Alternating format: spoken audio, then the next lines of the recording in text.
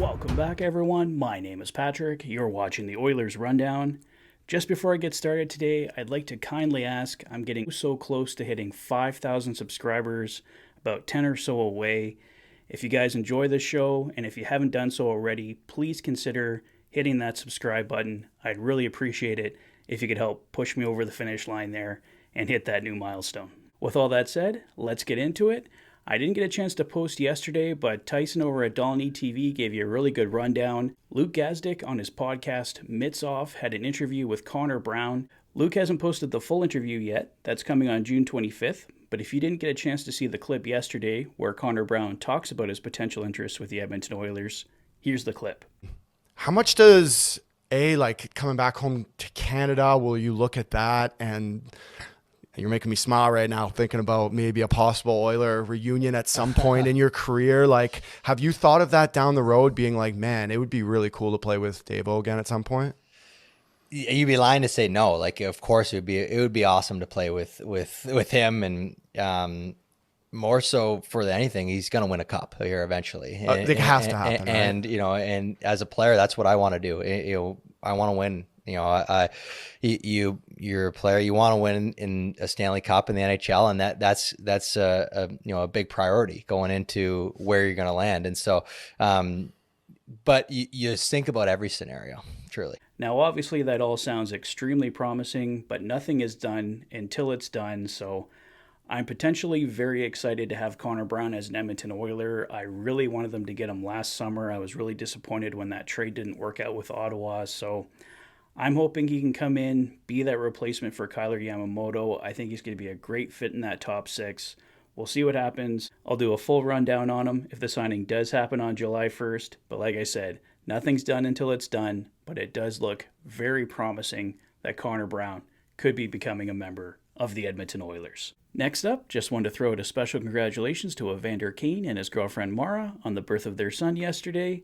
Welcome to Oil Country, Hendricks Frank. TSN insider Chris Johnston put out this report today.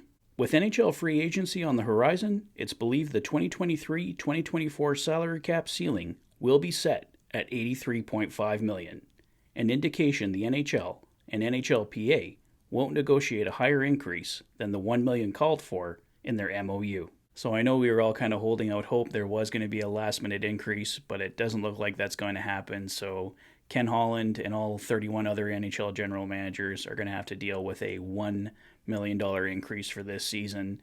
But hopefully we finally get that big jump for next season. And there was another report yesterday that I just wanted to throw out there from the fourth period. I really don't think there's a lot to it, but they did mention that Colton Parayko has been connected to the Edmonton Oilers. I really haven't seen much of that being reported on elsewhere, so that's why I said I really don't think there's much to it. We know Ken Holland does want to upgrade the top four if he can, but I think that's a move that's most likely to happen at the trade deadline. Maybe we'll be surprised here at the draft. He could possibly pull something off. We know Brett Pesce's name's been out there. It's definitely a right shot defenseman the Oilers are going to look for, so Colton Parayko kind of fits the bill, but he's going to be another high price tag. He really hasn't had that great of numbers the last few years with the St. Louis Blues, so he's definitely not high on my list. I know he's from Edmonton, so there's the Alberta connection there, but other than that, I don't really see Colton Parayko coming to the Edmonton Oilers, but I don't know. Who knows? Maybe we'll be surprised here over the next few days. But that is pretty much all the latest, guys. Still Warren Foegele, Kailer Yamamoto, Cody Ceci in the rumor mill. We think Cody Ceci's staying. We think Kailer Yamamoto's on the move before the draft. Warren Foegele possibly as well.